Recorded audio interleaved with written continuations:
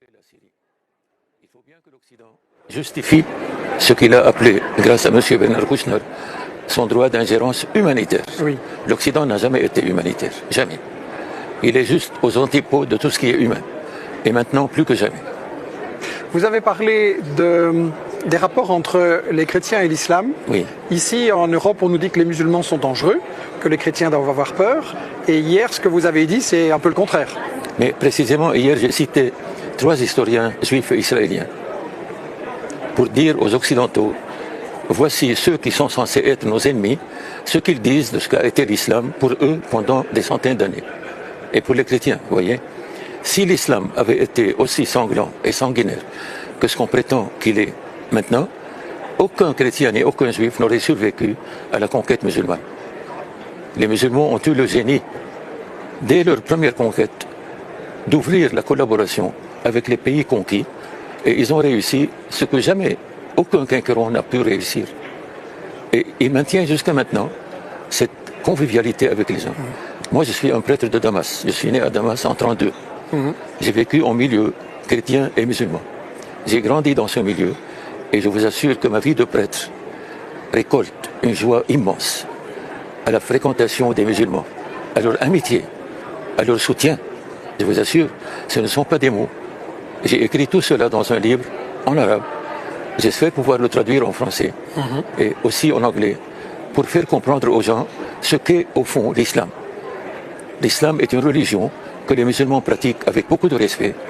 Mais quand ils voient en face d'eux un homme qui les respecte, je dirais, ils le dépassent en respect et en amour et en service. Ici, en Europe, on a aussi des sociétés où on a beaucoup de chrétiens et de musulmans. Et globalement, ça se passe bien, mais on voit aussi une forte montée de l'islamophobie et un sentiment, il faut avoir peur des musulmans, c'est des terroristes. Et vous êtes en train de nous dire qu'au fond, l'Europe devrait plutôt prendre des leçons sur des pays comme la Syrie. Monsieur Colomb, hier, j'ai dit dans mon topo que l'islam de l'Occident n'a rien à voir avec l'islam. Les Occidentaux, vous avez eu malheureusement le génie de créer une société musulmane à l'intérieur de vos sociétés occidentales, une société refermée sur elle-même. Vous ne lui avez pas donné la possibilité de s'intégrer, de vivre avec vous comme partie prenante de vous. Vous les avez laissés faire les travaux que vos concitoyens répugnaient à faire, et avec le temps, ces sociétés musulmanes refermées sur elles-mêmes, alourdies par un complexe d'infériorité, restent comme une bombe à retardement.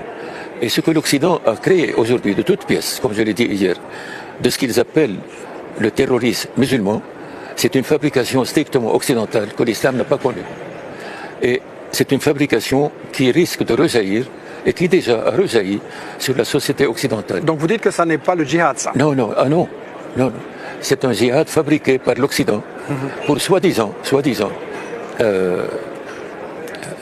mater le Proche-Orient, le réduire à un état de tribu qui s'entretuent sans plus, sans qu'il y ait aucun État qui tienne debout, voyez.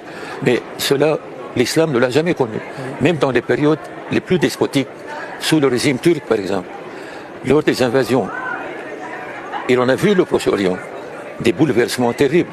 Mais le tissu humain des relations entre chrétiens, musulmans et juifs est resté le même. Croyez-moi, je n'exagère pas. Revenez aux historiens. Et revenez surtout aux historiens juifs qui sont censés aujourd'hui dire la vérité plus que jamais. Ça, c'était